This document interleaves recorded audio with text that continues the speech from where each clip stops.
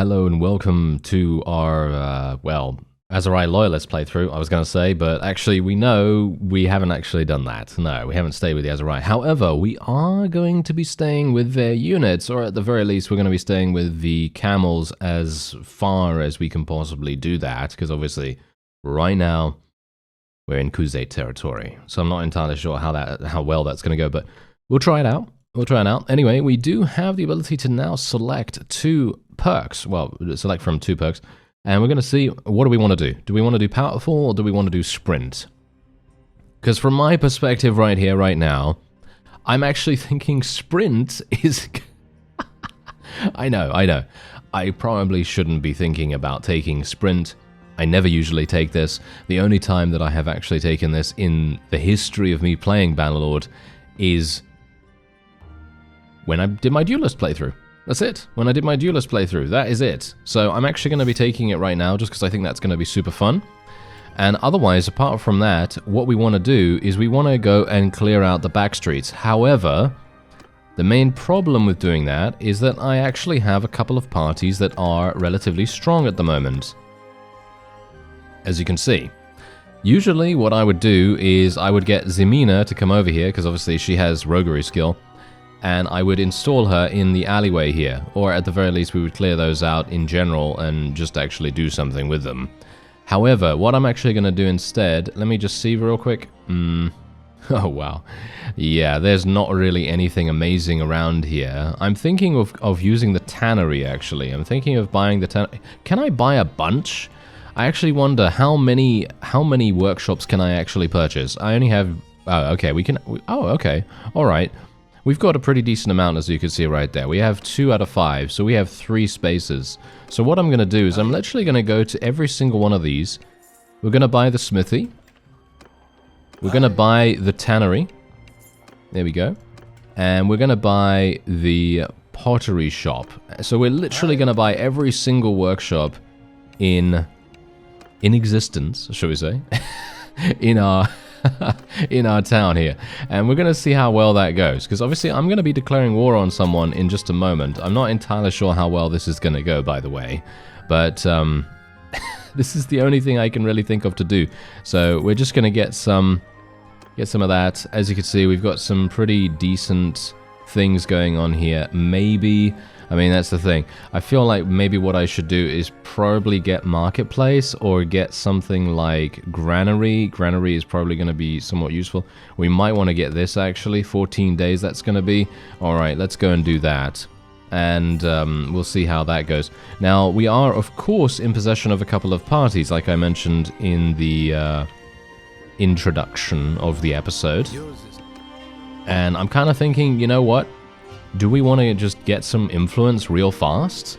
Which I think is probably a good idea, you know? We want to get some influence so that we can actually call for an army if we manage to get some vassals. Obviously, we're gonna have 0 cost if we call for parties, but if we can get some vassals to join us, which I'm kind of hoping that we might be able to do, obviously right now that's probably not going to be a very likely thing that we can accomplish, because, well, they're going to need a lot of relation and a lot of, you know, assurances that we're going to be able to protect them in some way or another, but yeah, I don't know. Maybe we'll be able to, maybe we won't, it depends. Oh, that's some massive damage from the camel. That is some massive damage from the camel right there. I like that. I like that. Hopefully we can get a little bit more of that, please. That's going to be extremely significant for us, as you can see. I mean, look at that. It just adds up so dramatically over the course of the camel just going through the opponent. And I don't even have the charge damage perks, which is actually quite funny. I really should have taken that, but I wasn't actually anticipating the camels being able to do a significant amount like this. I mean, I was thinking to myself I'd probably take quite a lot longer to get to where I wanted to be with charge damage, but no, we actually seem to be doing some pretty good amounts.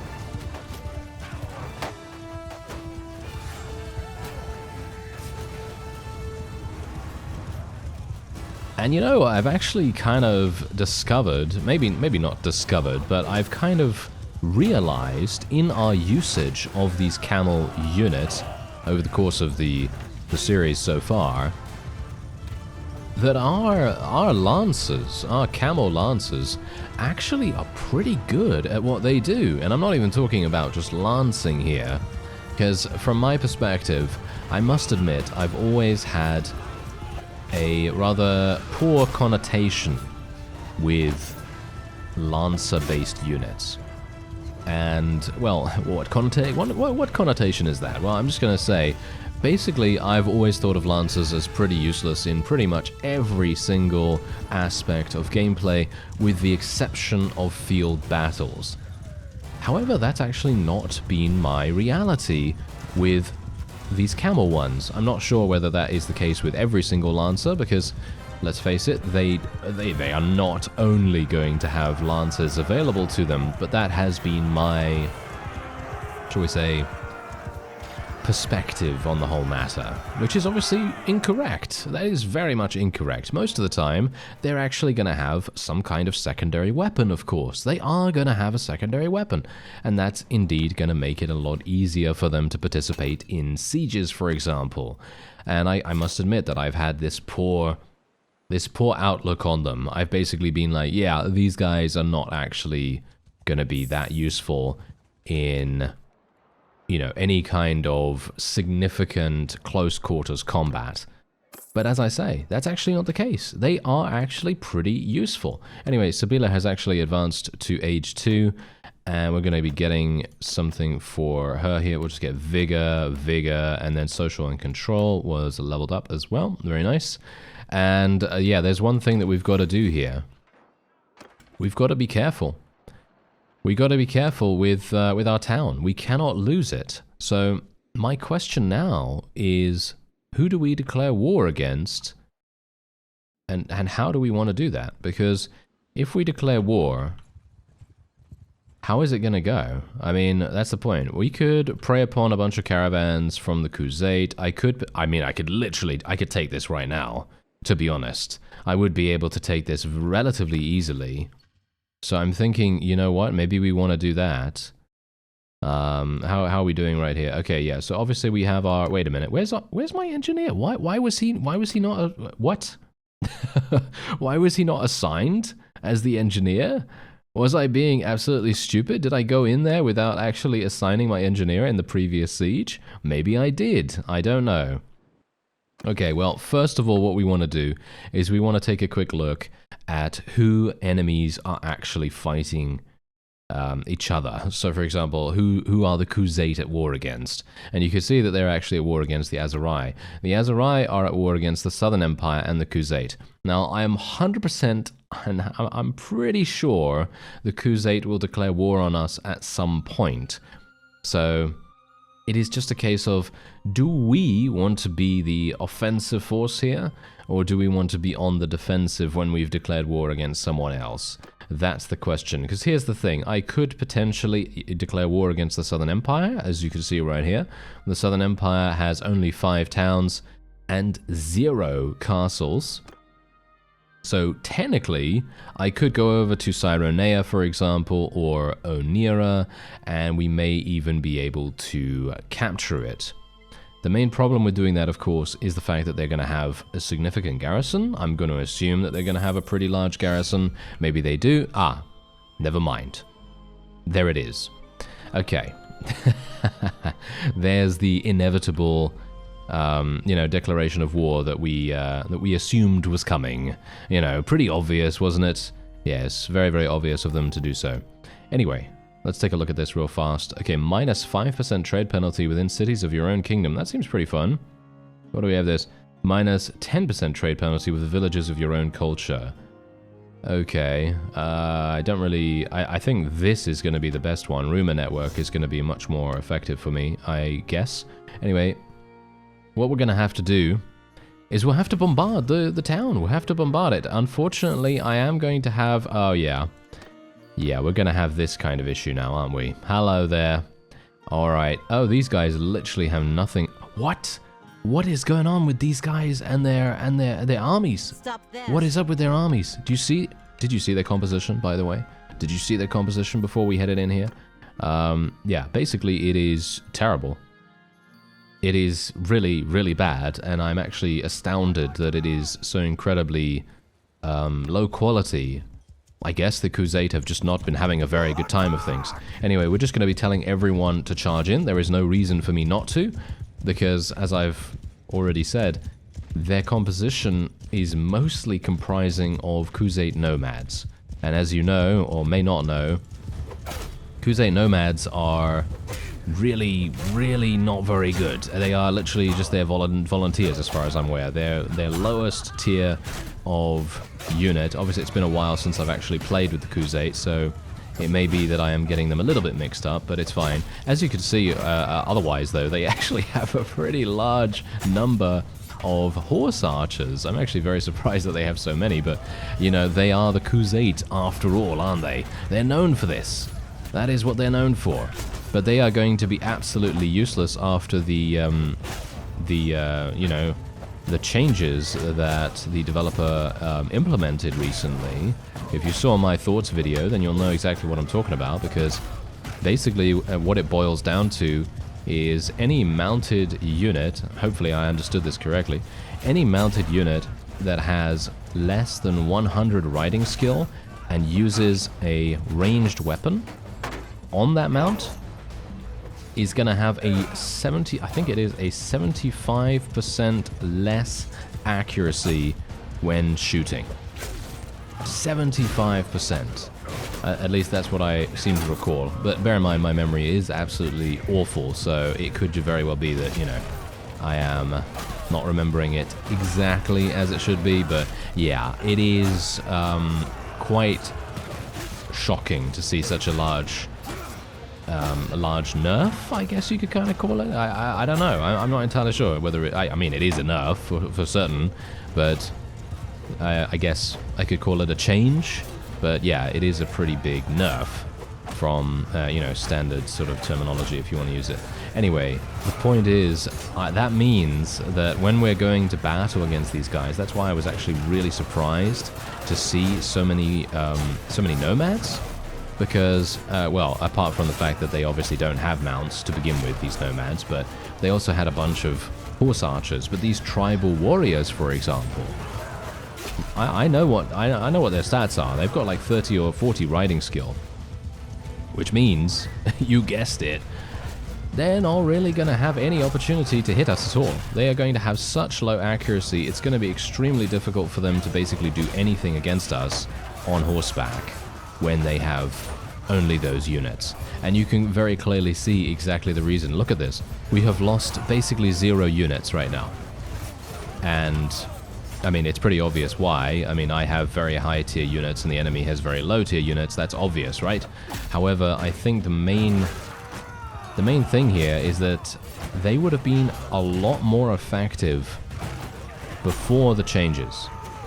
And I think that's obviously the main point. I think that's the main point that the developers were wanting to push forward here. They were wanting to say, hey, you know what? We don't want the KHUZAIT to be as effective early on in the game. And that's it, I guess. That's the only thing I can kind of take away from that. Because obviously, if you remember my KHUZAIT series, we were dominating. We were dominating pretty much every single thing that we could get our hands on. Maybe not so much early on, but it was a lot easier to actually make progress as a KHUZAIT vassal / a person that uses KHUZAIT units, because you're basically able to get mounted units almost instantly, and then you can do whatever you want to do. You know, you can go to battle against any bandit party, and you're probably going to be able to pretty much survive it, and also have a pretty high rate of survival for your own troops as well. Anyway, I'm actually kind of wondering what I want to do with these fellows, because this guy's obviously got a bad personality, technically, right? He's got I mean, that's the thing. I don't know whether I can really... I can't use the same terminology that I do in Warband that I can use here. I can't use the same terminology for the two games because they don't have the same kind of system. Because obviously, as you can see right here, he's generous and he's honest, but he's also cruel and impulsive. And you can see, he says this line. I don't know. Maybe I should let him go. I feel like I should let him go, to be honest. I'm just going to let everyone go that I can, I think. I think that's probably going to be the best course of action for the most part. Because if I do let them go, I'm going to have the ability to then attack them again. So that's obviously going to give me more money. It's going to give me more experience. It is, however, going to make things a little bit more challenging as well. So we are not going to be in a situation where I'm literally just, well, fighting against nothing in the end. But yeah, anyway, let's take a look at the 175 skill level perk for leadership here. Let's actually take a look. Plus 10 battle morale and plus 10 party size limit, or minus 20% influence cost for calling parties to an army, and 5% increased experience to troops in my formation. I don't really care about inspiring leader at all. I think this one is probably going to be best. I think inspiring leader is probably really, really good when you actually have a couple of vassals. I do not have any at the moment, so I'm going to take uplifting spirit. We can always respec it if we want to, and otherwise we're going to be going back and attempting to besiege this. I'm actually thinking of calling for an army as well, so let's call for both of these to come and join me.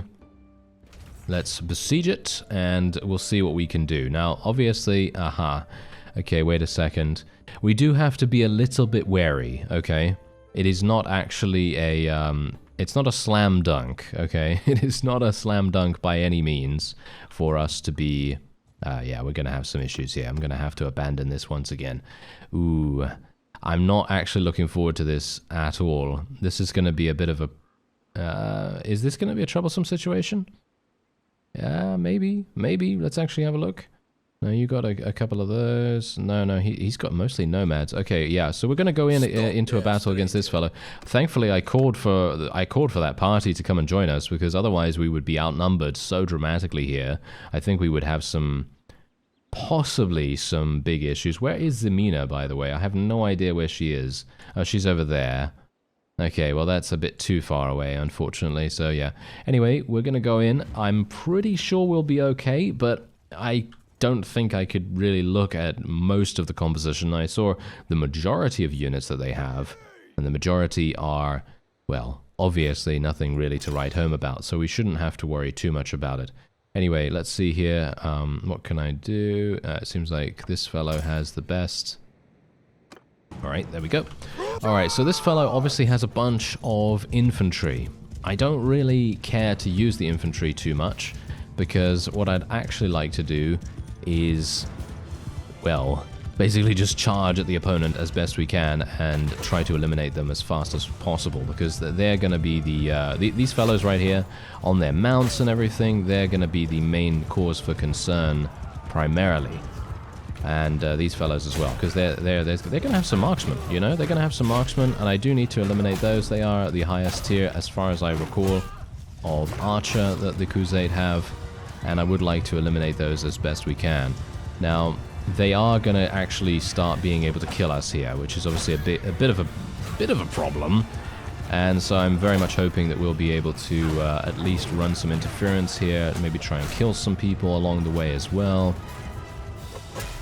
And if I can just eliminate these archers, I think the archers are going to be the main problem here for the most part. Maybe apart from them, of course, we're going to have issues with enemy cavalry, because they do have a lot more units. They have a lot more troops, of course. So yeah, obviously they're going to have people that can actually do damage this time, whereas beforehand they only had nomads, and obviously they're not really going to be able to do too much. So let me actually just eliminate that guy. That was a heavy lancer. Let's see what's actually going on here. What is going on here? So many nomads. Okay, yeah, this is a bit of a problem. They've got a lot of shields as well. I'm actually wondering what's going on there. I need to eliminate these people on their horses. I'm actually quite thankful that we have a primarily camel-based army, because I can very easily tell who's who now. You know, so if I don't see the icon initially, I can just go like, oh, is he riding a camel? Is he riding a camel? Then that's mine, you know? So I actually like that a great deal. It's much, much easier. Anyway, let's see. Wait a minute. What's that guy doing? Get him. Yes. There we go. He's dead. All right.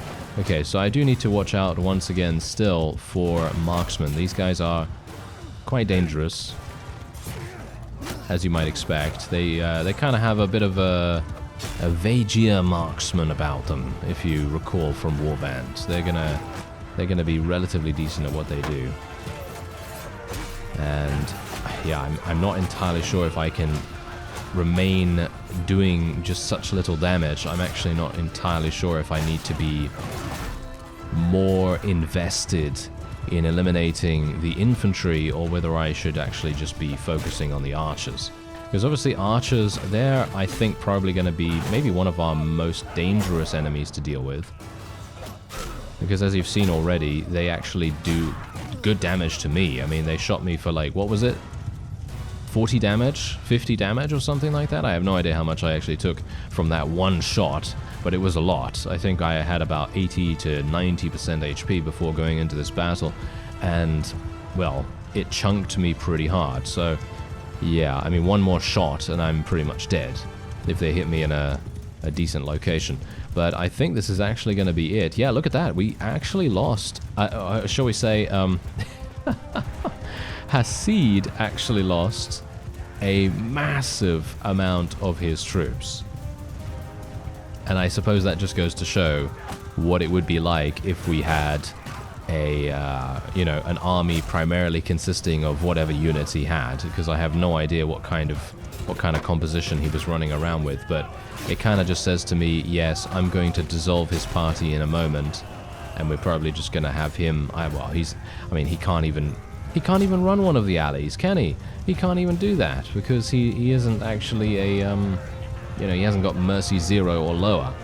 So we can't even get him to be installed to do any of that roguery stuff, which is kind of what we wanted him to do, but... Ah, well, never mind. There you go. There's a victory for us. And I managed to kill 50. Look at that. I killed 50. That's actually not too bad. All right. I was kind of thinking that I did a lot less than that, but all right. Hasid didn't do very well at all. As you can see, he literally just got himself eliminated. What did he actually have available? No, he had basically nothing, as you can see right there. He had, well, no troops that could really do anything amazing. So we're, once again, just going to be letting them go. I think it's probably a mistake to actually let them go right now, but I'm going to do so just for the moment. I'm not sure if it's... yeah, I don't know. We're going to have to go over to the to our town and actually sell these prisoners. And are you wanting to fight? Do you really want to fight? Are you serious? No way. There's no way he'll want to fight. Alright, so we're just going to dismiss this guy from the party, and we're just going to have him go and randomly do whatever, I suppose. He can just go somewhere, wherever he wants to go. And then hopefully he's going to get some troops back up into his army, and maybe he'll be able to level them up. I have no idea. Oh yeah, my town is not doing very well in terms of its cash. Or, actually it is doing very well, but I just have way too much loot. Yeah, that's a bit of a problem, isn't it? So yeah, basically what I can do is I could do something like this, and there you are, that's it. That's all we have space for, which is hilarious. Well, that's all the town has money for, shall we say. Anyway, yes, look at that. I did actually level my polearms to 253, so we now have the penultimate perk to select. Let's see what we can go for. So we obviously have plus 15% handling of swingable polearms, which is probably what I'm going to take, because, well, it makes the most sense. Also, it does provide us with plus 20 polearm skill to troops in our formation, which I don't even know whether that's really going to make any difference, but it should if we are actually using them, I suppose. I would like to go for some more athletics skill, because athletics is actually really, really useful, but I'm just never off my mount. Maybe I should get off my mount at some point and just have some fun with it or something. Maybe that would be a nice idea or something like that. I don't know. We do have leadership, charm, and so on and so forth. Maybe we want to spend some points in social. Kind of thinking maybe we'll do that. And yeah, otherwise we'll just do some fighting with this fellow right now. I could technically go in for an auto-resolve with him. I'm thinking we will go for the auto-resolve. That's going to be a nice, easy victory for us. We'll just let him go as well. And then we can just take all of his people as prisoners, and then we can just go and sell those. And now I'm thinking, right, okay, what I'm actually going to do is I'm going to dismiss Zemina from the army, and we're actually going to have her be defensive. So we're going to have her be defensive, going to have him be defensive, and we're just going to have them try to defend as best as they can. Obviously, this is going to be, in my opinion at least, yeah, there you go. Monchug is actually attempting to besiege, which is hilarious. I think he's actually going to lose this, to be honest, if he decides to go in there. How are my walls, by the way? I have no idea what the walls are like right now, so that's probably a bit of an issue. Anyway, Monchug is indeed the leader of the KHUZAIT, so this is going to be quite funny. He's got 129 horse archers, if you can believe that. That's quite significant, isn't it? So I guess the best thing that I can do right now is just go and fight him. As you can see, he actually has greater strength than we do. Haha. Right. So, well, this is the first time that we've had this kind of situation. I mean, we've had some pretty even battles so far, but for the most part, we haven't really had this. So this is going to be interesting. It's going to be very, very interesting. Okay, so yeah, I'm still not as good as our wife, so unfortunately I won't be able to swap us around or anything like that. Anyway, I will just charge. I will literally just charge. I don't see a reason for us to do anything else because we just primarily have, well, these guys. We just have cavalry. So it doesn't really make sense for me to do anything different, but the enemy is no doubt going to have some very, very effective horse archers. So hopefully we'll be a little bit better than they are, and hopefully I won't get myself killed too early, because this is a certain, probably a certain death actually for me to die here. If I die, we're probably going to end up losing, because I personally think that I impact the battle a little bit. I don't think that I carry the battle to victory, but I do impact it somewhat, because obviously I'm a hero unit. I'm going to be able to do more damage than the standard, you know, standard random person out there somewhere. So I'm kind of thinking, you know what, yeah, let's try to just do as much damage as possible, and maybe I can just wade in here a little bit, try to break up their formation somewhat. As you can see, they're not really having very good luck actually blocking us out of the center here, which is quite funny.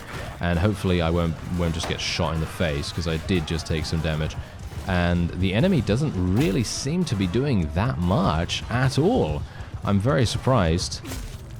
I mean, I would have expected the leader, you know, the leader of the faction to be rather, you know, rather strong. And he did seem to be rather strong, at least initially with his combat strength, but that could just be his numbers. That could just be because he was outnumbering us, and you've got to bear in mind we have some very, very high tier troops in comparison to what he has, I assume. Anyway, I might actually die here. Please don't die. I would prefer not to. Yeah, this is going to be a bit of a problem, isn't it? Yeah, these fellows all having pole arms and everything, they're making things quite uncomfortable for us. We can at least eliminate these fellows. I wouldn't mind actually getting to 275 in riding skill and 275 in pole arms as well. If I get... Now, here's the thing. This is now a... I don't know. This might be unpopular, you know, might be an unpopular opinion, but for me personally, the perk for riding skill, I think is quite fun. I know. Usually, if you've been watching me for a while and you agree with me when it comes to the whole, you know, percentage damage increases and so on and so forth being a little bit boring, because let's face it, I mean, when you level up, do you really want to get a 3% increased damage to one-handed weapons, for example? Not really, right? Because that's not very exciting. However, the one thing that I got to say about the last perk of riding skill is where it increases your charge damage. And if you have a high impact mount, you're going to be doing so much damage with charge. It's going to be incredible.